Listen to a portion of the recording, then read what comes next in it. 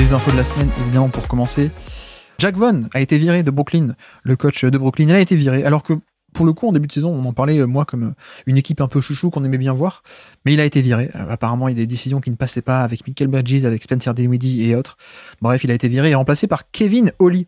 Est-ce que tu connais Kevin Ollie, qui a un nom fantastique pour moi, avec plein de jeux de mots potentiels, mais est-ce que tu le connais, Kevin Ollie? Kevin... Oui, ok. Alors non, je ne sais pas qui est Kevin Ollie, j'avoue. Ancien joueur de NBA, mais surtout qui a été coach en fait de UConn pendant pas mal d'années, et notamment c'est lui qui a gagné la finale 2014 avec UConn contre Kentucky. Donc j'ai envie de dire, il a out-coach Calipari, mais en fait non, Calipari avait fait n'importe quoi sur cette finale. Donc voilà, j'en ai de très très bons souvenirs de cette finale, malheureusement. Mais voilà, donc Kevin Ollie, qui, donc je dis, a passé pas mal d'années à UConn, n'a jamais été assistant NBA avant, l'a été un peu depuis un an avec Jacque Vaughn, mais ils sont un peu de nulle part. Il a jamais été vraiment assistant NBA, donc on verra comment ça se passait avec Kevin Ollie, champion NCAA, donc avec UConn. Et Shabazz Napier, pas Mohamed, mais Shabazz Napier à l'époque. Ouais, j'étais en train de regarder l'effectif, et il y a deux joueurs NBA du coup dans l'effectif des Huskies de 2014, ouais. Il y a Shabazz Napier et l'autre c'est Hamida Brima, voilà. Oui, tout à fait, qui était un cas qui avait causé des soucis à Draft Express. Il y avait eu un procès à l'époque qui aurait pu être comment on dit, pas un précédent, qui aurait pu faire jurisprudence sur les droits à l'image des vidéos de draft, etc. Mais bref, je divague déjà, pardon. Autre news, ESPN déprogramme 2 matchs de Memphis à la TV nationale, sachant que dans le même temps, on a appris aussi que Desmond Bane et Marcus Smart seraient absents 3 semaines de plus. Bon, on a compris le temps qui est un peu activé, et c'est un peu normal, c'est un peu normal parce que ils ont tout intérêt à faire ça. Donc voilà, 3 matchs de suspension pour Isaiah Stewart aussi. Je sais pas si t'as vu. Pour l'embrouille avec Drew Eubanks. Exactement. Bon, 3 matchs de suspension, c'est pas non plus énorme pour le coup, mais bon. Voilà, Jordan Poole est remplaçant désormais. On continue un peu la descente aux enfers qu'on est obligé de documenter sur le Basket Lab, malheureusement. Moi je t'aime toujours Jordan, mais voilà, c'est quand même un step. On espère que ça ira mieux dans le futur, mais voilà, en tout cas décision marquante pour cette saison. Julius Randle aussi, tiens, toi qui es fan d'Enix, Julius Randle qui essaye d'éviter l'opération de l'épaule. Il essaie de revenir un petit à petit, mais sans passer par la case billard, et il essaye parce que sinon ce serait synonyme de fin de saison, ce qui serait sans doute un peu embêtant. Et c'est parce que c'est pour une blessure à l'épaule, c'est une dislocation de l'épaule. Et du coup, c'est ça. En fait, c'est normalement de ce que j'ai vu et lu et entendu, c'est il peut ne pas se faire opérer, mais en gros, c'est une blessure qui a un gros risque de s'aggraver ou de pardon, comment on dit quand de se refaire de rechute. Voilà, merci. Donc voilà. Donc ça se comprend parce que peut-être que les Knicks ont une chance, mais c'est une stratégie qui sera sans doute risquée, quoi. On pour le comprendre aussi, lui il a envie de jouer, mais comme dit, s'il joue et que ça s'aggrave, c'est un peu dommage, quoi. C'est un peu dommage. L'actu Wemby de la semaine, il y en a cette semaine. Il a été nommé égérie, je crois, de Louis Vuitton. Voilà. Et puis il fait monter les audiences à San Antonio, plus 54% d'audience sur le marché local des Spurs, ce qui se comprend, ce qui peut se comprendre. Donc voilà l'effet Wemby dont on a parlé sportivement, sur l'aspect sportif, il y a peu de temps dans l'hebdo. Et puis oui, te questionner sur Mike Conley. Mike Conley vient de prolonger à Minnesota pour 2 ans à 10 000 l'année, donc pour un contrat court et en plus sur un salaire assez bon, même très bon pour le type de joueur qu'il est. Qu'est-ce que tu penses de cette prolongation ? Je pense qu'en fait, c'est un bon choix pour Minnesota. C'est un bon deal déjà d'un point de vue financier. Mais alors, beaucoup de gens qui vont nous... Enfin, en gros, pourquoi ce serait pas forcément un bon deal ? C'est parce que avec ça, Minnesota rentre dans la taxe ou s'approche de la taxe en tout cas.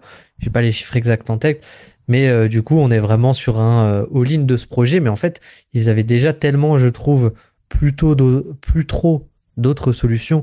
Et ils avaient avec leur gros contrat qu'ils ont, Rudy Gobert, Karl Anthony Towns, Anthony Edwards, Jaden McDaniels, même qui a été prolongé l'été dernier ou il y a 2 ans, je ne sais plus. Ouais. Mais du coup, ce qui est bien, c'est que ton 5 majeur est sous contrat pendant du coup au moins 2 ans encore. Donc ça, c'est quand même plutôt pas mal pour une équipe qui est dans le top 3 de sa conférence. Donc ouais, pour moi, en fait, c'est plutôt pas mal parce que déjà, il y a un vrai apport de Mike Conley.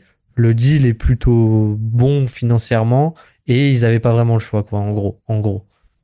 Oui, comme tu dis, actuellement, Jaden McDaniel, c'est dans son contrat rookie, mais il a signé une prolongation anticipée. Donc pour l'instant, il est à 3 millions parce que contrat rookie, mais l'an prochain, il sera à 22. Donc ça monte directement.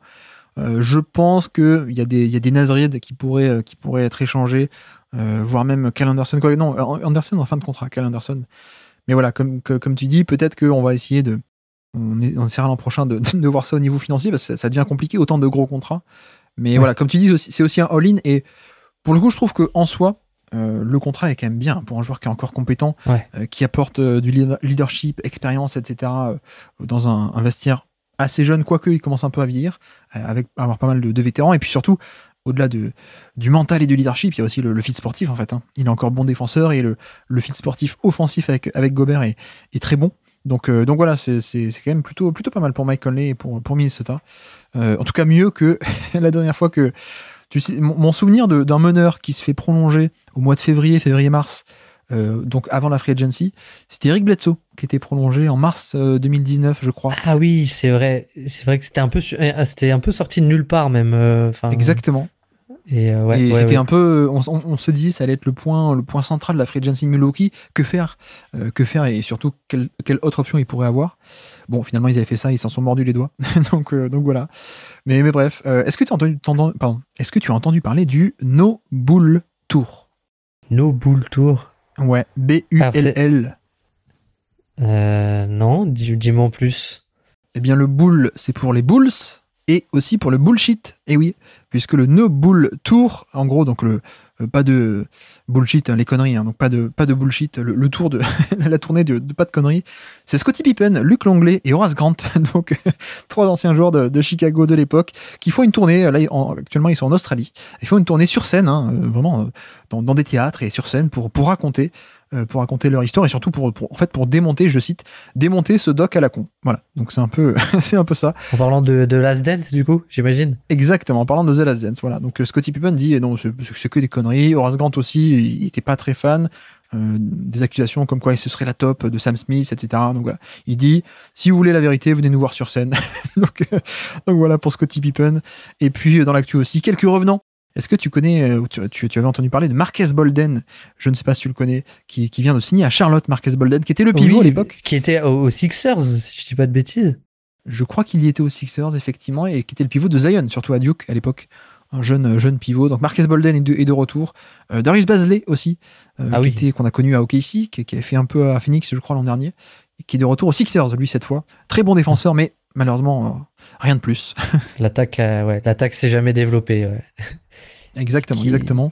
Ouais. Buddy Boeheim aussi. Est-ce que tu connais Buddy Boeheim, qui est en fait le fils de Jim Boeheim, le fameux coach légendaire et historique de Syracuse? Eh bien, Buddy, qui est un shooter d'élite, qui est pas juste un fils à papa, non, qui est un shooter d'élite qui a signé à Détroit. Donc voilà. Et puis des vrais contrats pour Lester Quinones, la surprise des Golden State Warriors, ça, depuis une quinzaine de matchs. Lester Quinones. Oui, le fameux Quinoa, pardon, je m'excuse. Quinones, pardon. Et puis Jeremiah Robinson Earl également obtient un contrat pour la fin de saison. Petit chouchou du Basket Lab. Cette fois, lui, il est aux Pelicans. Lui, il a quitté OKC, il est aux Pelicans. Donc voilà pour quelques signatures. Et puis Adam Silver qui nous dit qu'il est satisfait du niveau de jeu en NBA.